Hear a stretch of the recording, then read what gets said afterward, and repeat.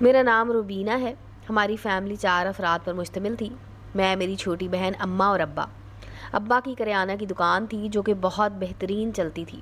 سارا محلہ ابا سے ہی سودا سلف لیتا تھا، اس لیے دکان پر بہت رش لگا رہتا تھا۔ ابا صبح سویرے دکان کھول کر بیٹھ جاتے اور رات گئے دکان بند کر کے گھر آتے تھے، کھانا کھاتے اور کسی سے بھی بنا کوئی بات کیے سو جاتے۔ مجھے نہیں یاد کہ ابا نے کبھی بھی ہم سے ہماری تعلیمی سرگرمیوں کے متعلق کچھ پوچھا ہو یا انہیں ہماری کسی چیز کی فکر نے پریشان کیا ہو۔ انہیں ہماری پسند ناپسند کا کوئی علم ہی نہیں تھا۔ ہم ابا کے اس رویے کے عادی تھے۔ کئی بار اماں سے اس بات کی شکایت کی تو وہ یہ کہہ کر چپ کروا دیتی کہ ہر مرد کی فطرت ایسی ہی ہوتی ہے۔ ایک بار میں اور میری بہن اسکول سے گھر واپس آئے تو 2 عورتیں اماں سے بری طرح لڑ رہی تھیں۔ ان کی لڑائی اور شور کی آواز گھر سے باہر تک آ رہی تھی۔ میں اور میری بہن بری طرح گھبرا گئے۔ ہم تیز تیز قدم اٹھاتے ہوئے گھر کی جانب بڑھے۔ گھر میں داخل ہوئے تو جو پہلے لفظ میرے کانوں پر پڑے وہ سنتے ہی میرے قدم رک گئے۔ وہ عورت چیخ چیخ کر میری ماں سے کہہ رہی تھی کہ اپنے شوہر کو قابو میں رکھو، کیسی عورت ہو تم، اپنے شوہر بھی نہیں سنبھالا جاتا۔ اماں بالکل خاموش کھڑی تھی۔ اماں کی نیچر ہی ایسی تھی کہ کسی کے آگے بھی ان کے منہ سے ایک لفظ نہیں نکلتا تھا۔ تبھی تو ابا سے بھی وہ کسی چیز کے متعلق کچھ نہ پوچھتی کہ وہ کیوں چپ رہتے ہیں۔ اماں بہت بڑے ضبط کی ملکہ تھی، لیکن یہی ان کی غلطی تھی کہ وہ ہر چیز کو چپ کر کے سہ لیتی اور کسی بات پر بھی کوئی احتجاج نہ کرتی، خواہ اس کا کتنا ہی نقصان کیوں نہ ہو۔ میں اور میری بہن کمرے کے باہر ہی کھڑی تھی کہ وہ عورتیں مڑی اور ان کی نگاہ ہم دونوں بہنوں پر پڑی۔ میں ان کی طرف تعجب سے دیکھ رہی تھی۔ میری آنکھوں میں کئی سوال تھے۔ ان میں سے ایک عورت نے میرے چہرے کے تاثرات کا جائزہ لیا اور میرے بنا کچھ پوچھے مجھ سے کہنے لگی، جو دوسروں کی بیٹیوں کی عزت کا خیال نہیں کرتا اسے خود ایک دن اسی تکلیف سے گزرنا ہے۔ یہ قرض ہے تمہارے باپ کا، تم بیٹیوں کو ادا کرنا ہے، اس چیز کے لیے تیار رہنا۔ اس عورت کی ساری باتیں میرے اوپر سے گزر گئی۔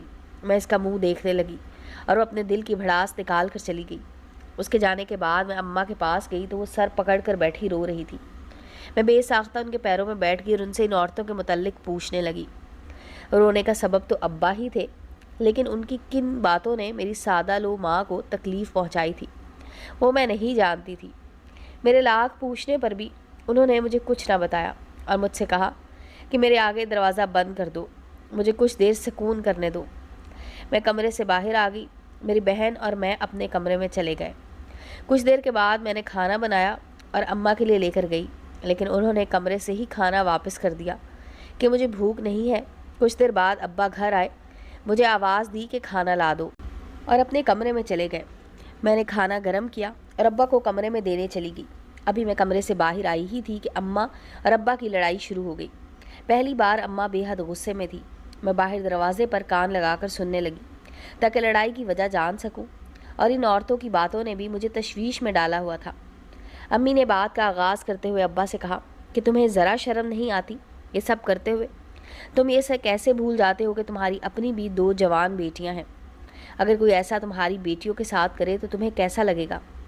مجھے ابھی بھی اماں کی باتوں کی سمجھ نہیں آ رہی تھی کہ ان سب باتوں سے اماں کی کیا مراد ہے۔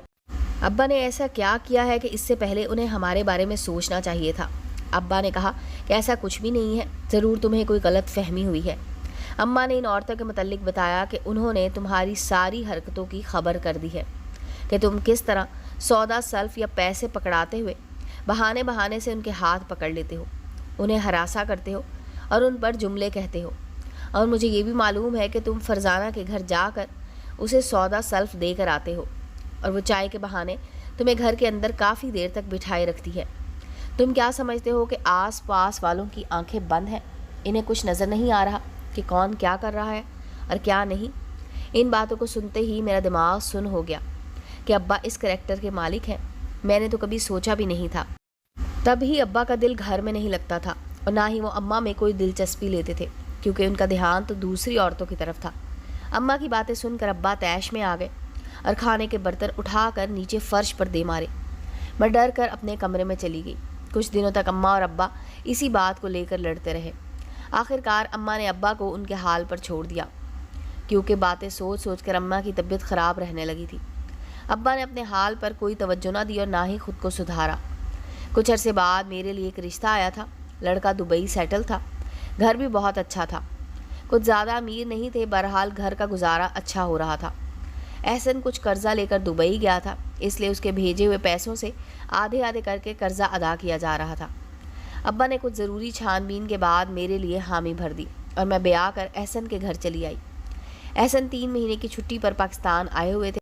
मैं समझती थी कि हर मर्द अब्बा की तरह की तबीयत का मालिक होता है, बीवी के होते हुए दूसरी औरतों पर नज़र रखना, लेकिन एहसन को देखकर मेरी सोच का धारा तब्दील हो गया।